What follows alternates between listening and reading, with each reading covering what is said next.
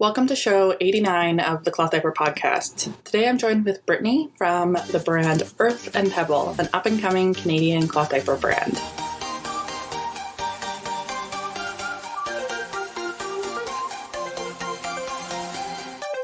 Welcome back. The Cloth Diaper Podcast is a somewhat regular show dedicated to sharing stories of cloth diapering from parents, retailers, brands, and more. We connect with everyone around the world to share the lived experience of diapering. Sometimes that means telling a story about why or how they cloth diaper or how they started their brand. Today I'm joined with Brittany Lionette, who is the owner of Earth and Pebble. She's going to share a little bit about her cloth diaper journey, a little bit about starting a brand, and a little bit about elimination communication in her journey. So it's a little bit of a mixed episode. If you're new here, my name is Bailey. I host the Cloth Diaper podcast. I've been doing that now for about 3 or 4 years, and connecting with parents to learn these stories and share them with you is one of my favorite things to do. The Cloth Diaper podcast can be found on Instagram, Facebook, YouTube, literally everywhere. Just Google or search for me, Cloth Diaper podcast, and you'll stay in touch with all of the greatness that's happening. We're going to also run these shows parallel with a new Cloth 101 series. So if you already know a thing or two about cloth diapering, ignore that. If you don't, go check them out. They're going to be super entry, quick and short, to the point series to help teach you the basics of cloth diapering. They go hand in hand with my book, by the way. Cloth Diaper is the ultimate guide to textiles, washing, and more, which can be available on Amazon and Barnes & Nobles. It's a great way to continue to learn about cloth diapering. I ask a lot of good questions and encourage you to ask a lot of good questions.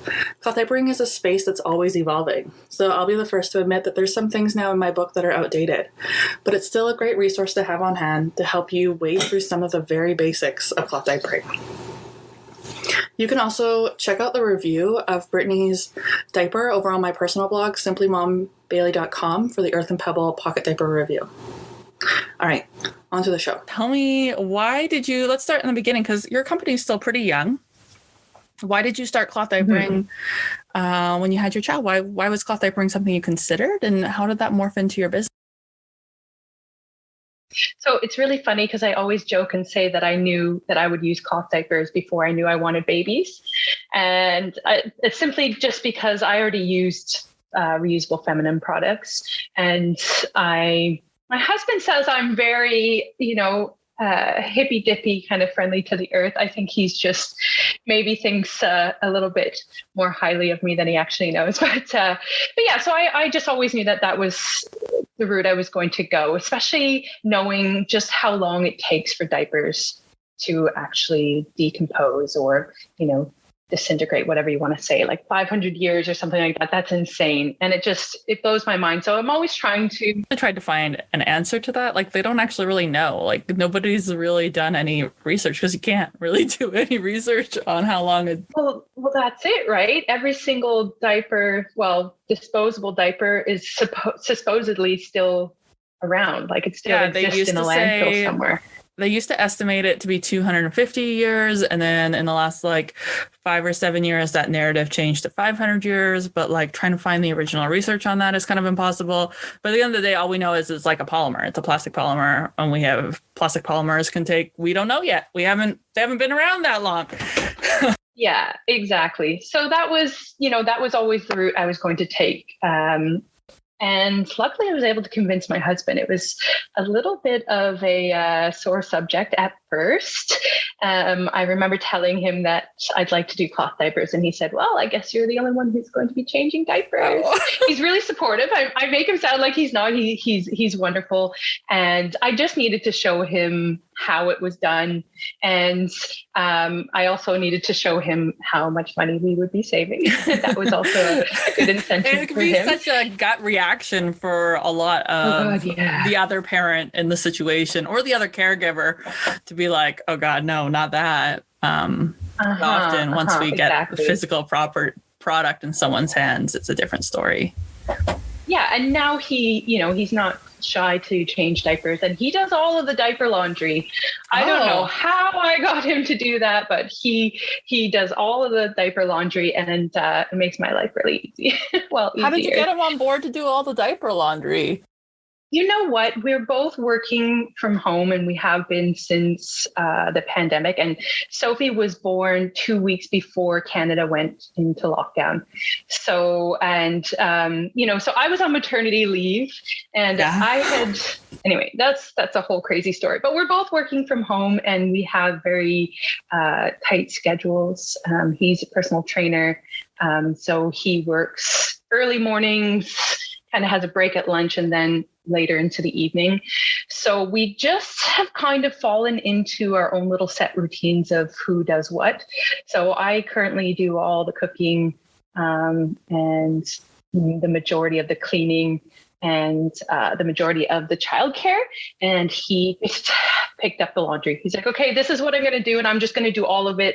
Don't help me with it. Otherwise, I'm not going to know what stage of the game we're at. And just let me do it all. And I thought, oh, okay, fine. Okay, well, roll with that.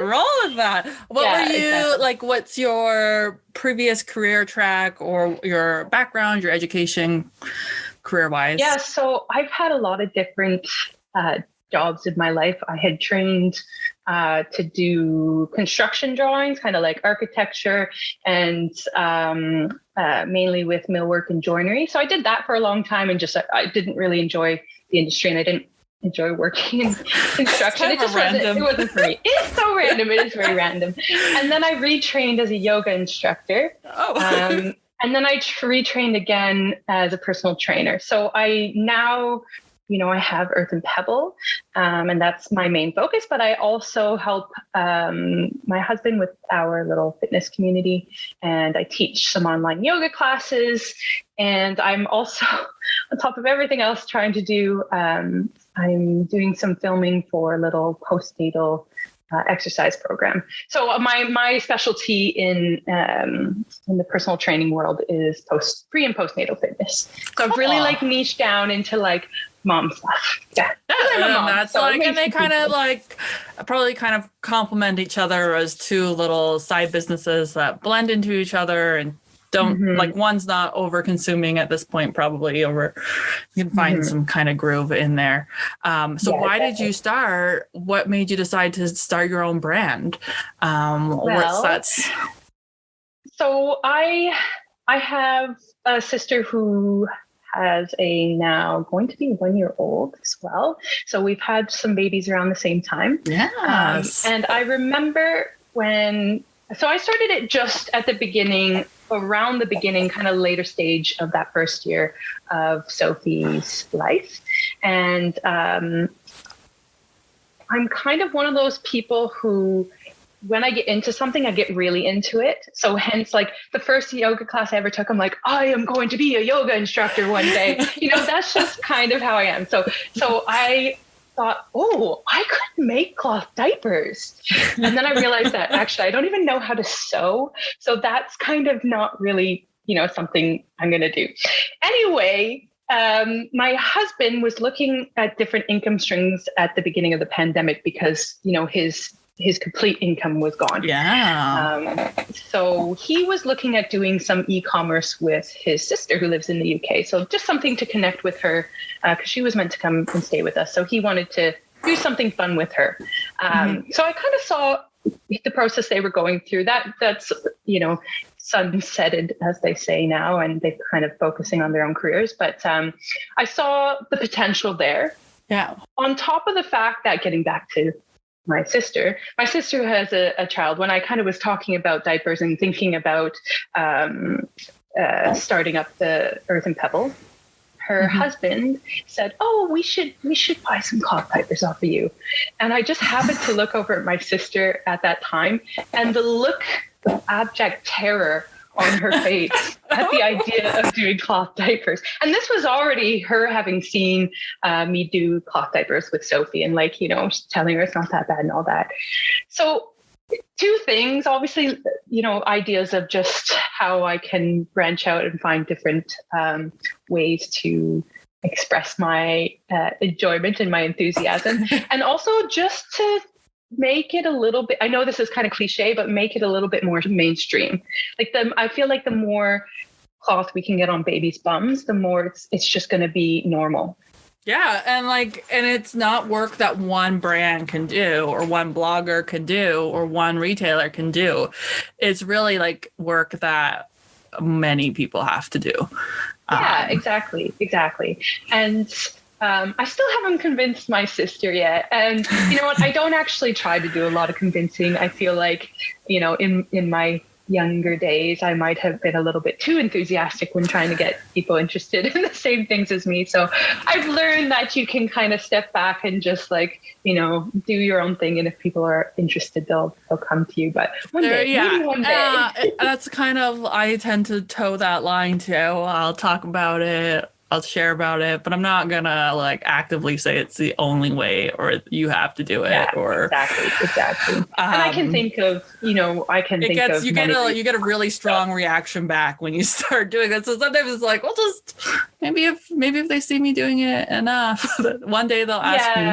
I like to play that game with when people ask me how I made so many mom friends. It was like I just kept showing up to places, and one day I had a few friends because we all just did the same thing at the same time. So one day, if I just keep talking about cloth diapers, maybe people will say, oh, maybe I should look into that. And then I'll go do it. And they'll find out if it works or not. And it's like anything else. If people are interested and they see it and they see someone that they know or see them over and over and over again, like you're kind of like a household name now, people kind of, so the more people see you, the more they trust in, the advice or the suggestions you give. And I have had a friend who told me that she recently found my different social media platforms. She's like, oh, you're encouraging me to get my cloth diapers back out. And I'm like, oh, really? Okay. And just this one person telling me that, I don't even know if she has it. Just the fact that she's thinking of it after having it reminded her that she had them. I mean, a lot of times people will get really eager to cloth diaper and they'll buy the diapers and they'll be going for 3 months. And then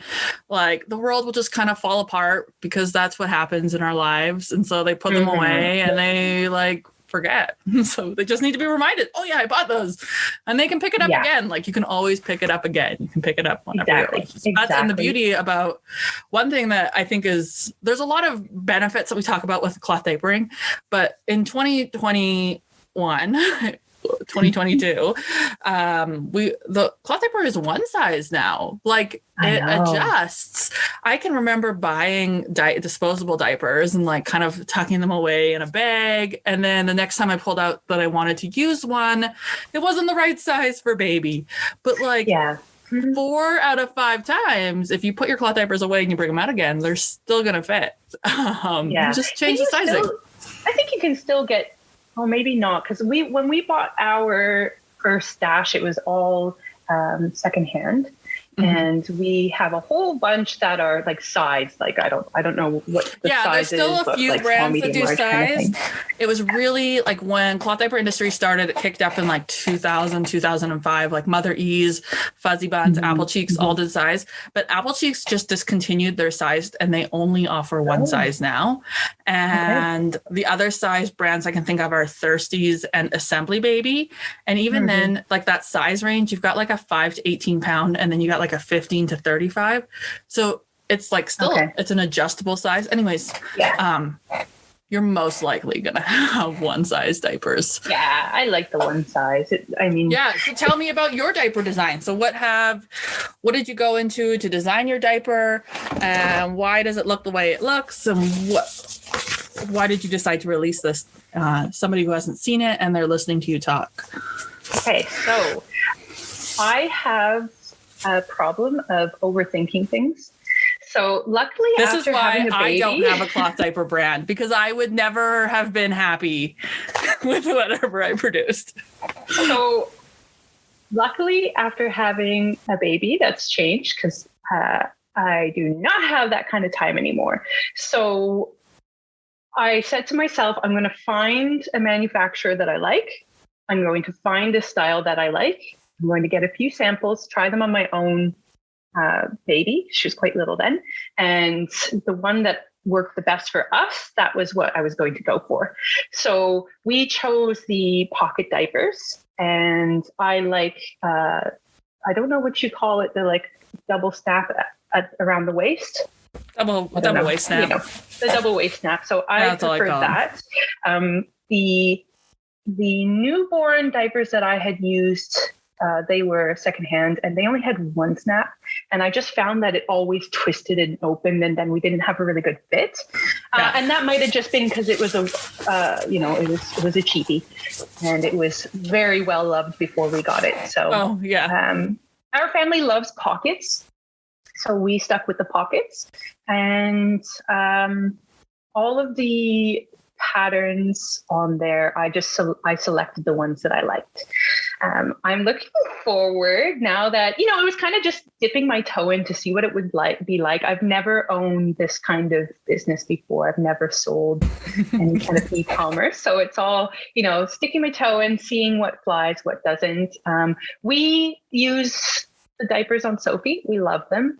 I had chosen originally a bamboo like the liner on the inside. And I ended up not going with it because I found that it just held the moisture right against Sophie's skin. Like it didn't draw the moisture away, and she was getting, kind of like, it wasn't very nice for her. So we still have them, and we still do use those samples that we got, but I ended up going with the quick suede, dry suede, which worked really well. But now that I'm learning more, and you kind of hear more from people who've used your diapers, and we had some moms try out the diapers for us and give me some feedback. So in the future, I'll be looking at some different materials, but I'm pretty happy with what we ended up with so far. Well, I think that's like the story of a lot of cloth diaper brands.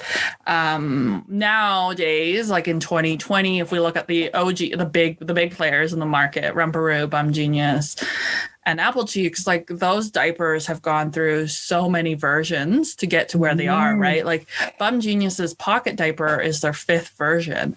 Their Ella one is their 4th or 3rd or 4th. And so it's a natural progression for a diaper to be developed, and you're like, I like this, and you put it out, you get some feedback, and once you're kind of sold out, your next product is tweaked a little bit, and you have little changes, and you release a version 2, and one day you'll have a product that you're like super happy with, or you feel like you don't need to make changes. Or I think sometimes changes happen because humans change, consumer preferences change, right? And so such a natural transition. Like, wouldn't be concerned about that either. I mean, Taya at Baby Boo, we've seen so many changes with her product too, and Anna, and it's just how products develop, and it's so cool to see. Why do something?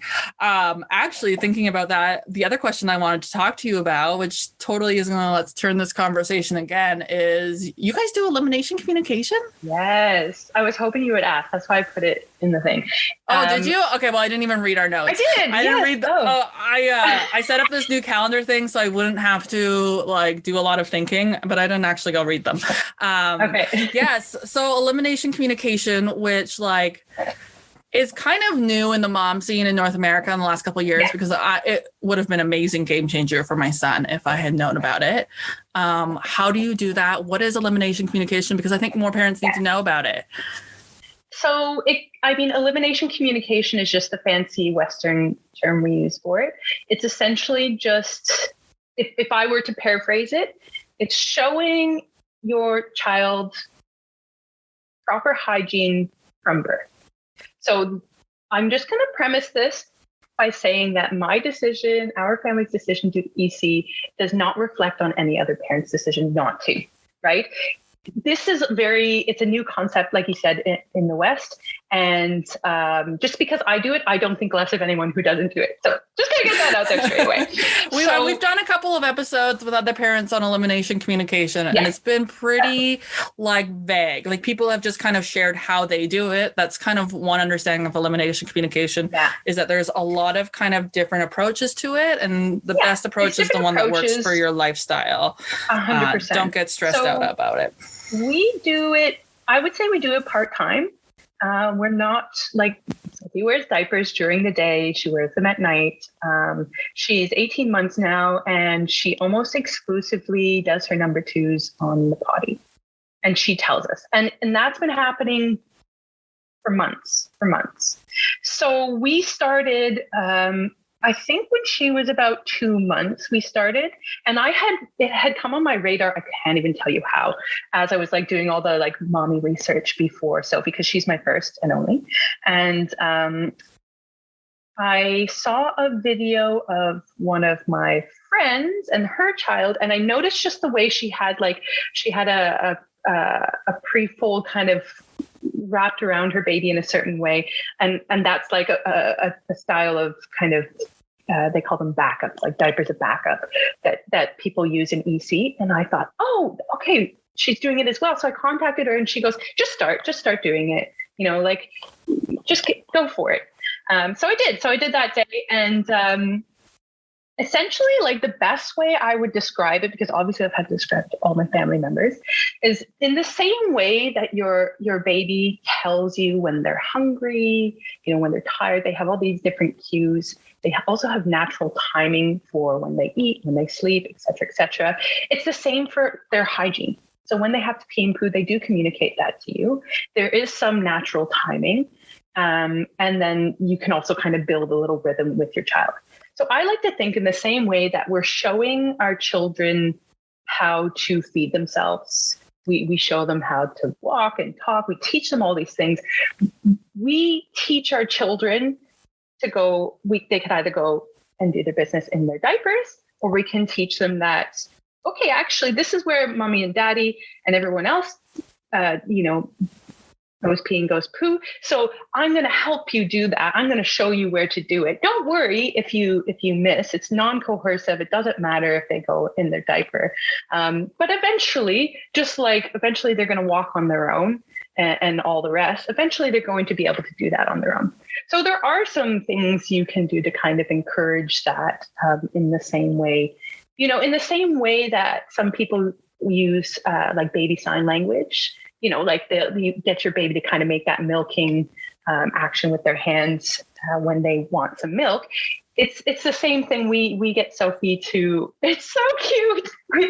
She makes little grunting noises. She goes, and she does like this little it's the money shot with her hands. Like, give me the money. It's meant to be kind of like a T, a sign language for tea, and you just shake it around. But she goes, give me the money. And that's how we know, if she's going to go poo. And honestly, I couldn't imagine doing it any other way. My husband says the same thing. Well, and I think it's like one of these conversations that we are always having in the cloth diaper community is, oh my gosh, what about the poop? What about the poop? And the so I was like one of the first parents in my first people to have kids in my people that I've known before I had kids group.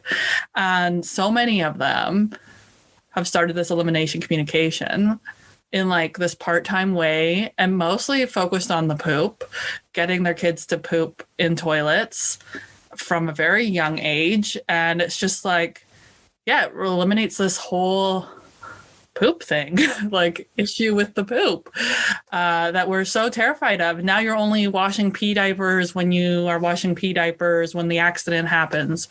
And we know that, so recently Sophie had a bit of a bad stomach, and she was, she couldn't make it to the toilet. And, that's why we have the diapers for backup. And sometimes as a grown adult, if you get so sick, you get accidents too, right? Exactly, right. And those, and a lot of the conversation I see around elimination communication is ditching all that shame and all that guilt around the act of toileting, right? Yeah. And it can be a lot of stress. I mean, I have never potty trained a child who is 3 or 4. Sophie is not even 2 yet. And she's not, we wouldn't say she's potty trained, right? She still uses her diapers and it's just mostly the poos.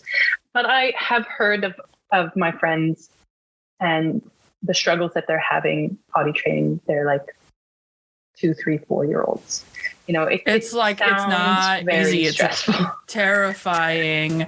Yeah. It's terrifying. It's and mostly because every single child is different. So you'll have you'll get it down pat with one kid, and then you'll have to learn how to do it again the second time. I think that was probably the hardest part for potty training with me.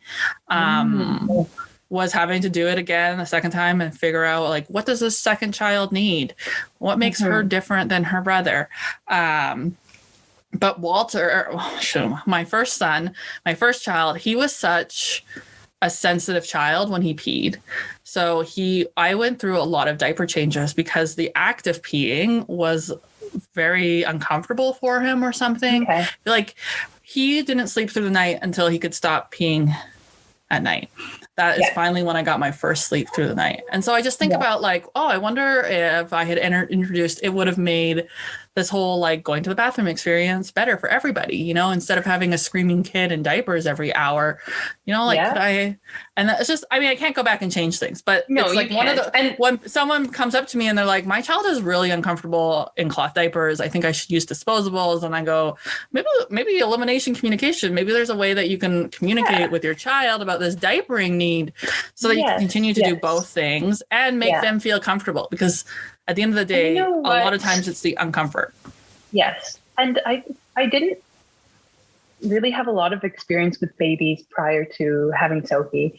As in none at all. I have a niece who's, I have a niece, but I was very young when she was born. So I didn't spend a lot of time, you know, understanding all that kind of stuff. So, and because I had learned about elimination communication before Sophie was born, I just thought that you changed your baby's diaper every single time they peed. So I was actually, when I started Earth and Pebble and I was trying to figure out what some of the needs were for parents, I was kind of blown away at the idea that you could leave your child in the diaper for like 2 hours. That blew my mind because I knew. With Walter, I changed every single pee because he was so sensitive. Yeah, right. There was none of this 2-hour thing, but I find that when I bring that up to a parent, they get very uncomfortable with this idea of changing that frequently. And I mean, I never considered that elimination communication. I just assumed disposable or cloth that you change their diaper every single time they pee, because I felt like that was the message the hospital gave me. That's what I thought as well. Yeah.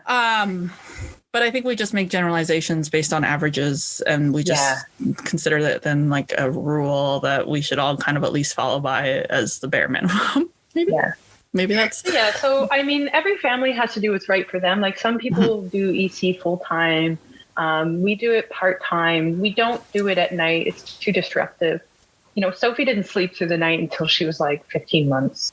Walter was like 3.5. So yeah, exactly. So, and even now she still wakes sometimes. So it's always cool to hear people's elimination communication stories, just because it's a new way. It's a new idea. It's a new way to think about how you can give your child comfort, find things that work for your family. Exactly. And it's like one of those old ideas that's kind of coming back. And a lot of Eastern countries, that's what they did, you know. And if you think about like what did people do before they had diapers, right? You know, I mean, largely like we don't know, but we can assume that they were probably just better at meeting child's needs. Yeah, exactly. I mean, we were also we love it. We were also full-time parents more so. Like it's an easy thing to do when you have the privilege of being able to stay home. Yeah, absolutely. And I think also having my husband and I home and both being on board with it, because he kind of was like, okay, whatever you want to do, let's just do it kind of thing. If it doesn't work, it doesn't work. And it does help having both parents invested. And I mean, we're not sending Sophie to daycare. She's not a childminder right now. She's at home with us. So that does help.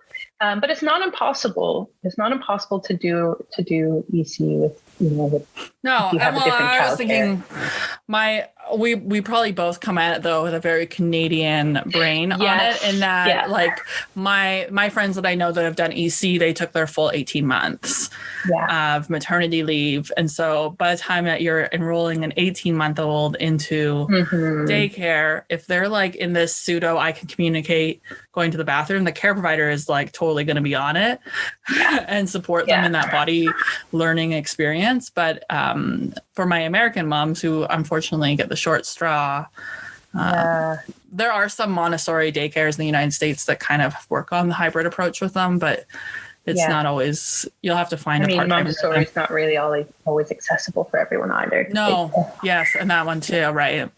Yeah. Continue advocating for maternity leave, guys. Yeah, exactly. It's a beautiful, you deserve it. You deserve it. Yes, exactly. Right. Mm-hmm. So if people want to learn more about Earth and Pebble, you are everywhere and anywhere, but what are some of your favorite platforms right now for connecting with people about your brand? I'm on TikTok and I'm on Instagram. Those are the two platforms you can connect with me best, especially if anyone's looking to learn about cloth diapering, to have a little bit of a laugh, because sometimes a bit silly. I was doing a little series on elimination communication, just our experience, not really teaching, but just giving you like the breakdown. And I'll return to that. My mother-in-law was just with us and she's just gone home. So I've had a little bit of a pause in content creation. So I'm also on YouTube. I have longer videos on YouTube. They're still under 5 minutes, and I'm just trying to build up like a Cloth Diaper 101 and a set of videos there too.